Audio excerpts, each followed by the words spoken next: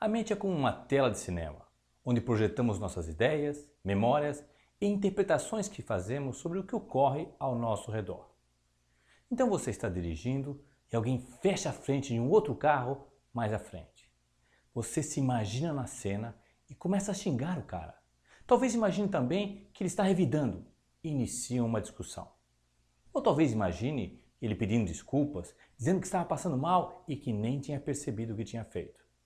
De qualquer forma, a cena pode se estender, se repetir com algumas alterações, como em um filme que está sendo editado. Acontece que para o seu cérebro não há muita diferença entre o que você de fato vê e o que você imagina. Na verdade, as mesmas áreas do cérebro são ativadas quando você vê um carro e quando você imagina. As pesquisas nessa área já estão tão avançadas que já é possível entrar em uma máquina de ressonância magnética funcional que apresenta uma tela com várias imagens. Quando você as vê, o equipamento reconhece a área do cérebro ativa naquele exato momento. Depois desse preparo, chamado calibragem, o indivíduo pode imaginar qualquer cenário, que o sistema irá encontrar uma imagem em seu banco de dados que se aproxime daquela que ele imaginou. Ou seja, utilizamos a mesma área do cérebro para ver e imaginar. Não há nenhum problema com essa tela de cinema que é a mente, pois ela é uma ferramenta da consciência.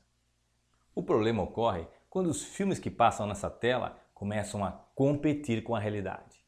Como quando alguém com quem você está irritado, esposa ou marido, lhe dá um bom dia enfático. Bom dia!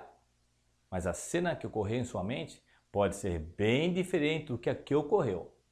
Você pode imaginar que aí tem alguma coisa. O que ela está querendo com esse bom dia assim? Aí tem. Em poucos segundos, inúmeras cenas passam em sua tela mental. A única cena real foi o bom dia enfático. Mesmo assim, é a que menos ganha importância. Isso acontece porque vemos com os olhos carregados de nossas memórias, de outras imagens que distorcem e criam interpretações.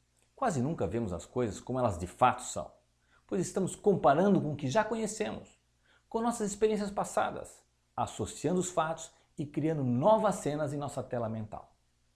Outra maneira de compreender isso é entender que não enxergamos a realidade de forma objetiva. Quando olhamos para uma mesa, por exemplo, ela é nunca apenas uma mesa. Se é feita de madeira, imediatamente é associada ao seu gosto por móveis de madeira. Logo, ela se torna interessante. Mas pode ser que você ache ela pouco ecológica e, sendo assim, será pouco atraente. Em outras palavras, sempre temos uma perspectiva subjetiva sobre o que vemos. Se gostamos ou não, se vemos utilidade ou não, se é moderno, se é clássico, parece muito caro ou demasiadamente barato. As coisas nunca são como de fato são. Elas são percebidas de forma subjetiva. Outro problema, além da competição entre o que acontece na tela mental e o que de fato ocorre na realidade, é que o conteúdo dos filmes que exibimos nessa tela mental são coloridos pelas nossas emoções. Quem de nós já não se pegou fazendo uma careta porque estava discutindo com alguém em sua mente? Quando adicionamos uma emoção, esses mesmos filmes são arquivados em nosso cérebro como algo importante.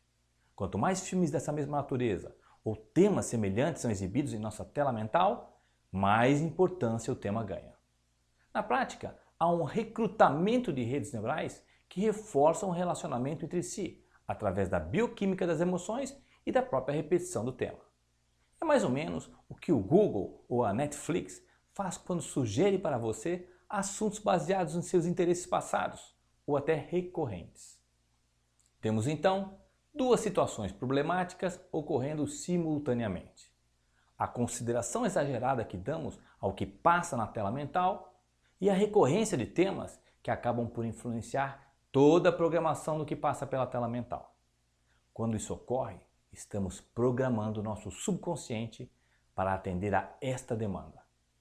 Entenda que da mesma forma que criamos calos nas mãos quando fazemos uso repetitivo delas em uma atividade física, também organizamos em nosso cérebro estruturas neurais que permitam identificar com mais rapidez e facilidade os temas que têm se mostrado relevantes na tela mental. Um exemplo disso é quando a pessoa vivencia algo que é o contrário do que ela esperava. A mente começa a projetar um filme que tenta justificar o que aconteceu. Imagine que o caminho tomado tenha sido do pessimismo. É sempre assim. Não acredito que quando mais a gente precisa, mais problemas começam a aparecer. De novo não. Mas essa agora, só o que me faltava.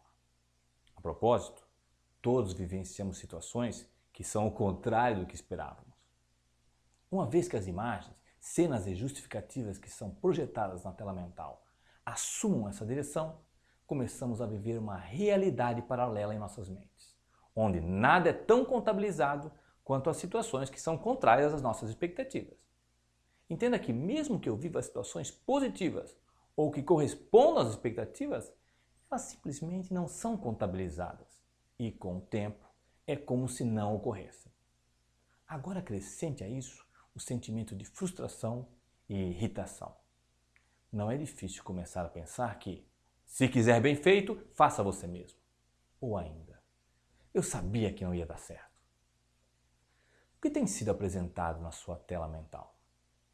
Que filmes têm rodado em sua mente? Se você está constantemente pensando no que não quer ou evita, pode estar programando seu subconsciente a tal ponto que não conseguirá reconhecer o que quer, mesmo que se apresente na sua frente. Muitos relacionamentos conjugais estão indo de mal a pior porque o casal não olha para a sua realidade de forma mais objetiva, reconhecendo o que de fato é de positivo e o que há para se melhorar. Assumem a realidade que ocorre em suas mentes e começam a destruir uma casa por conta do transtorno em uma goteira no telhado. O mesmo também ocorre nas empresas e no trabalho em equipe. Começam a focar no que não foi feito e desvalorizam tudo o que foi feito. O domínio da mente começa quando assumimos a total direção do que é projetado na tela de nossas mentes. Através do foco consciente, começamos a pensar e colorir com as nossas emoções as imagens, cenas e interpretações que vão na direção do que queremos. A maioria das pessoas simplesmente deixa que o acaso dirija as imagens de sua tela mental. Se vem um acidente, ficam com ele em suas mentes, editando e reeditando a cena por mais de um dia. Se alguém tem um comportamento agressivo ao seu lado, começam a imaginar o que fariam se isso ocorresse com elas. Vivem o conhecido "deixa a vida me levar", abandonando o domínio de uma das mais poderosas ferramentas da consciência, a mente. Lembre-se, você já percebe a realidade de forma subjetiva, interpretando segundo suas experiências passadas e pontos de vista reincidentes, contabilizando mais o que corresponde com a atual interpretação do que com o que de fato ocorre. Por que então não interpretar de uma forma que lhe seja mais favorável, relacionando com emoções construtivas, contabilizando situações positivas e que, por fim, tragam mais qualidade de vida e lhe deixe mais feliz? Comece a focar no que você quer.